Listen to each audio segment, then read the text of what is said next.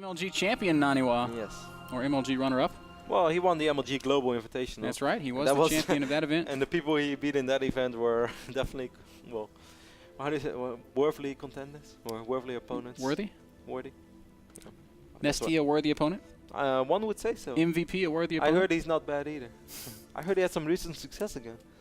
No, that was great. That was awesome, and it's awesome to see Nani play so good on Whirlwind. But when the best of 3 ain't over yet, you know what it says. Or you know what people normally say, it ain't over till the fat lady says so. I always say it ain't over till fat Mr. Bitter says so. And Ben, it ain't over yet. Ain't that right? I haven't said so yet, Kevin. No. Actually, I don't even have to add. That's fat Mr. Bitter. You're getting there. One burger at a time. Man, this guy, I go to the gym every day. Yes? Kevin is like, seriously, like I think we need to get you formally diagnosed with anorexia because you just starve yourself. Hey, don't make fun of my diet. My diet is good. Do not hate on my diet, man. You still, yeah, like, what's wrong with you today? You're hating on my diet. You think I stole your tie. Is there anything else you would like to throw out, Ben? He's speaking the truth. But you did steal my tie. No, that wasn't me. And you don't have a diet. You just don't eat. That's a pretty good diet. It's very dangerous. You know how much weight I lost, man, in the last 2 months? I can imagine. It's like. What? Well, I was going to make a very off-color joke, but then I bit my tongue. Okay. Well, I have no idea where you want to go with that, but don't hate on me. Just because you're gaining weight and I'm losing weight, there's no reason for you to hate on me. I must say, actually, last week, Ben, I ate quite some stuff, and I think I gained some weight. I also had some drinking nights. Drinking nights are so bad. It's so weird because you feel like, oh, I didn't eat much today, so I can just have a few drinks. And then you stand on the weight scale the other day, he's like, oh, this thing is broken. You know, it's really funny because Todd the other day, Todd thought he didn't eat much for the last few days. Then he walked in my room.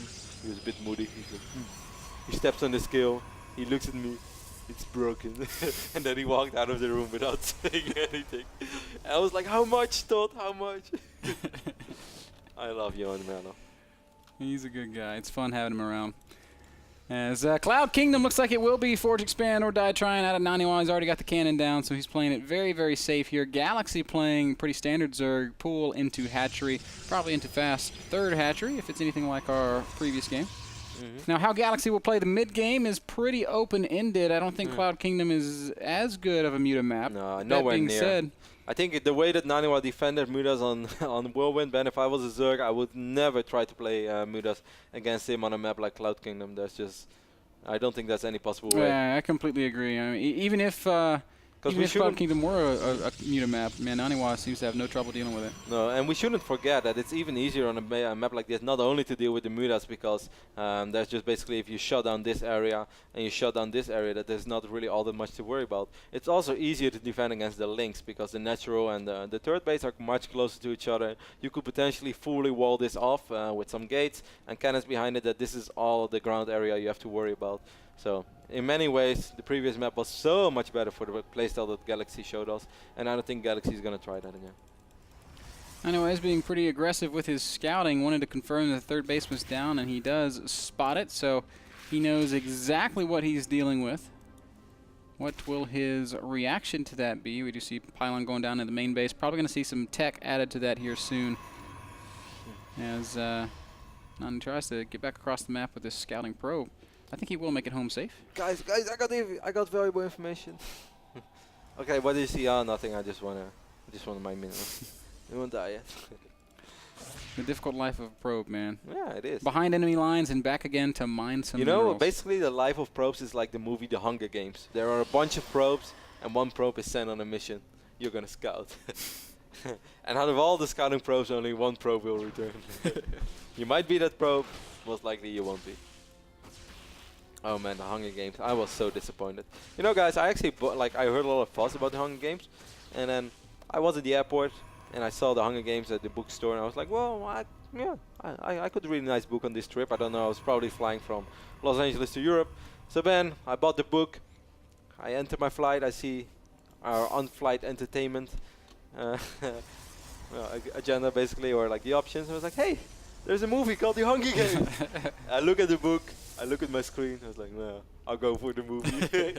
I'm feeling lazy. So I just bought the book, decided not to read the book, watched the movie instead, and was severely disappointed. Kevin, if you want to ever know exactly what it's like to experience the literary version of the Hunger Games, you could head over to nasl.tv/p/audible, pick up your promotional code for your own audiobook, and you could download the Hunger Games and have it read to you. But that would make me even more stupid, because I am still that person who bought the book and then never did anything with it. You know, Ben. Every now and then I wonder what I'm doing. Like every now and then I do read books. Anyways, when focusing on the game, we see Blinks being researched, of course, I pointed it out. +2 is on the way for Naniwa as well, and quite some gates. We have 5 gates that we are all being powered by this single pylon. And Naniwa is even going for the full wall of Ben, so Naniwa is really going to commit to this. A lot of links are in production. Still slow links though, but this is going to be hard for Naniwa to pull off. 6 gate Blink with +2 is at least the grand scheme here, but he doesn't have that many units out right now. If these pylons get shut down, Naniwa could be in some serious trouble. I'm really quite worried already. Blink is not ready yet, so these Stalkers are in a little bit of trouble. Fortunately, reinforcements are arriving, and this pylon will survive too, so Naniwa picks off a few links, but the economy is better for Galaxy already. No, I think Naniwa is starting to piece it together. He's got all of a sudden 14 Stalkers with Blink in a good position. Galaxy's going to have to get a couple waves of reinforcements before he's going to be able to engage this. Link's coming in from behind as well. That might be one way. Wow, this hatch is really taking a lot of damage. His hatch will that hatch is dead for sure. If Naniwa decides to focus it, Naniwa rather keeps his pylons alive, which is definitely not a wrong choice. I love how he's bringing the probe with his army. It's so important to keep that probe alive as well, in case you need some reinforcements. He's going to wipe in a few zealots now, Ben. Those are just going to help him deal with the Zerglings. The Zealots do have +1. That's going to make these Lings very, very ineffective. +2 even almost, but that's not ready yet. So far so good for Naniwa. He's still down in army supply though, so he has to be careful that he doesn't go super over-eager. Galaxy still doesn't have enough to confront the army of Naniwa, Kevin. And if we look at the army supplies, they're almost identical, 51 to 46. This Protoss army is going to be a little bit more cost-effective right now. And that is great. Wow, with all those links in on the map already before this started, I thought it was going to be good for Galaxy, but Naniwa making all the right choices.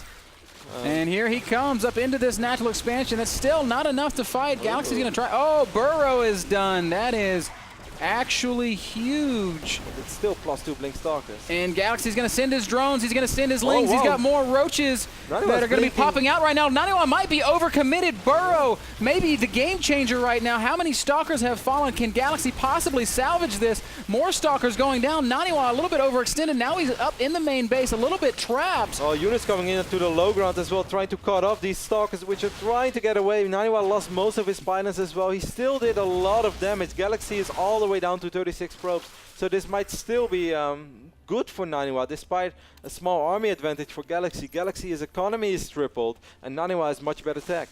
Yeah, Naniwa, in spite of the fact that he may be overextended, maybe lost I was a lot. very surprised to see him blink to the left side rather than to the right side, but I'm sure that he knows what he's doing, that he just tried to pick off as many probes as possible and felt that he would never die to a counterattack, because if he just felt he did a certain amount of damage, he would be fine, and I guess that's still going to be the case. I think he's going to be fine, Kevin. He's got a great economy. He's got that tech that you were talking about. Galaxy's going to try for one counterattack, but there's sentries holding the line, and the Robo facility just finished, so Immortals will be chronoed out shortly. Here comes Galaxy with the attack, and yes, of course, immediately force field goes down. This cannon's going to fall, though.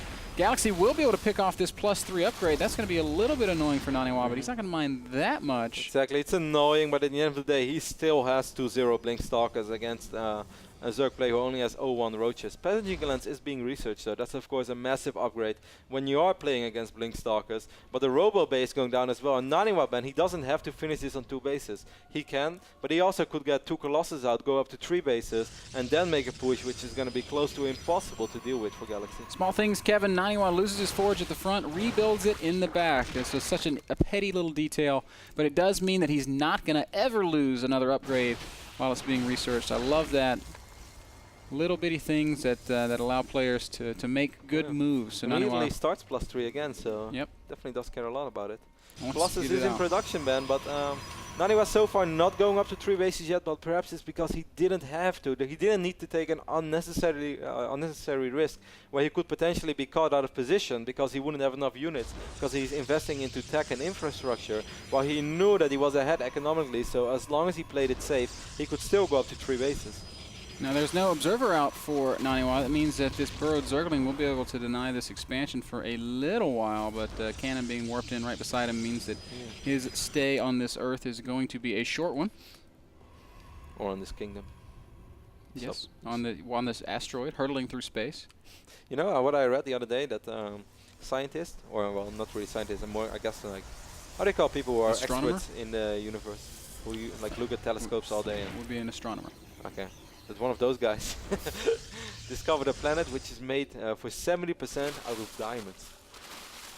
Wow, it sounds like a Pretty expensive planet. Sounds like a pretty expensive planet. I read the other day that they found a diamond field in Russia that will supply the world with its that'll satisfy the global demand for diamonds for 3,000 years. Pretty big catch. Naniwa forgets to cancel one of these cannons, but he does cancel the other one, and of course he's still in great shape. Great force fields once more by Naniwa. Picks up 4 roaches. Ooh, there's still no observer with his army. Spire is in production as well. During all this, when Galaxy did go up to 75 pros, but there is still this moment where Naniwa is going to have +3, 3 Colossus most likely, then warps in a few more Blink Stalkers, and as long as he worries about counterattacks, he can march across the map, and that's going to be a march band like, I want to make a bad joke, but I can't do that. And anyways, it's going to be a victory march. Galaxy is up to about 170 supply. He's trying to muster something of an army. He does have infestors out as well. I don't think attacking is the right move, but I also don't think that not attacking is the right move. It's like he's in this just terrible position where really anything he does is wrong because Naniwa is so far ahead. You know, man, what's funny is that I often watch you play ZVP, and Mr. Bear is actually, you're quite good. I wouldn't say you're very good, man. Nah, just kidding. You're really not bad. Like, your mechanics are quite okay. You have a decent understanding of the matchup. But the position that Galaxy is in right now is a position that I always see you in. It's like, okay, Ben, this doesn't look bad, but something went wrong down the road because he is unbreakable, and then Mr. Bitter keeps running around with his little Zerg army, and it's like, okay, if I don't attack, it's wrong, and if I attack, it's wrong as well. I've seen this so many times on your screen. I'm sorry, Ben. I've played it out so many times. I can already tell you what the ending's going to be. Angry Mr. Bitter? Or a sad Galaxy. As Galaxy is going to go ahead and get his 4th base up, but this inevitable push from Naniwa is fast approaching. Yeah. Nani is so well positioned now with all these cannons. He's playing this very safe, but he knows, as I said before, he's going to get an army out across the map, and he knows that it's going to be simply impossible with the start that Galaxy had after losing so many drones, forcing out so many units, killing this hatchery, that it's just impossible for Galaxy to have Broodlords out. There's just no way. And how are you going to deal with this Protoss army, Ben? If the force fields are good from Naniwa, the blinks are good, positioning is reasonable, there's just no way for Galaxy to crush his army of Naniwa. It's going to be incredibly difficult. 10 Corruptors, man. Maybe if he can kill those Colossi. Oh, that's a really bit of a ballsy blink, Naniwa, but he does land good force fields. He's going to need to deal with these Corruptors as well. Look how much damage these Corruptors that's take. Just a fantastic set of force fields. A great engagement for Naniwa. That went perfectly for him. Did you see? Well, normally if Corruptors can just idle above these Stalker armies, but +3 against 0-0, actually look like they took a lot of damage. That's what happens when I make Corruptors, man. Look at this Look at this wall of Naniban. The big wall of violence. The Great Wall. I wish I could say Great Wall in Swedish. Probably like, Yovla, heya, big wall. No, not like that. One of these pylons will fall, and eventually Galaxy's going to be able to break through and start doing some real damage with this counterattack. He can't confront the army, so this is really his only option. But it's not a good option either, Kev, because it's an inevitable sort of a situation here. Naniwa is too big, he's too strong, he does too much damage with all these +3 Stalkers, with all these Colossi. Force fields going down as well on the ramp. It's going to make it harder for those Roaches and Lynx to join in the fray. 1 Colossus does fall, Ben, but 2 Colossus remain, and that's really all that Naniwa needs. As long as those Colossus are alive, he's going to clean up their Lynx, and those Roaches will die to those +3 Stalkers. Really well played game from Naniwa. Fantastically played series from Naniwa. And his run in the NASL is getting better and better each time he plays, Kev. It's a little bit scary now, Ben, because he did lose his 3rd base. I actually thought that all those Lynx returned home because they didn't deal the damage they want to do. But they took out that Nexus, but this army is still here. The army is still alive. Those Corruptors, look how quick they die. That's crazy. Yep, Naniwa's got this one in the bag, I'm afraid. 63 army supply for our Zerg player. Almost 100 for Naniwa. Drops 1 force field on the ramp for good measure and cleans up the remainder What a of series, Galaxy's man. main. Super, GG gets super called. clean play by Naniwa. Yeah, In both so games. impressive, so impressive. Such a big difference from what we saw in his series against Nurtio just like a week ago. Yeah, but people also said that on the forums. It just seemed like Nurture got to his head. Naniwa tried to cut a corner, got punished, then he tried to play something else, got bailing busted. It was sort of unfortunate. This was more of like the real Naniwa that we've seen, that we know. And yes, he has struggled a lot against Zerk in the past, but the way that he played these two games, that's awesome. There's so much that almost any Protoss player can learn from this series. Very, very well done. That last game brought to you guys by Squarespace. All the tools you need to build your own fantastic web page. We are running a special promotion for that software, and it's available for you at nasl.tv/p/Squarespace. Were you surprised about how well that Stalker push did? Because I actually felt with, I don't think that Galaxy really overdroned. He was at 53 drones. He had quite some links out. Yes, speed wasn't ready yet. But normally when you have those links out, you're able to buy some time until the roaches pop. And as soon as you can start the fight immediately. I think he did overdrone or underreact one. He just didn't have enough units out. I mean, by the time, if he'd killed the pylons like he initially tried to do, then it's a different situation. But once Naniwa was there with what army he had and with reinforcing pylons, I think that third base was kind of doomed.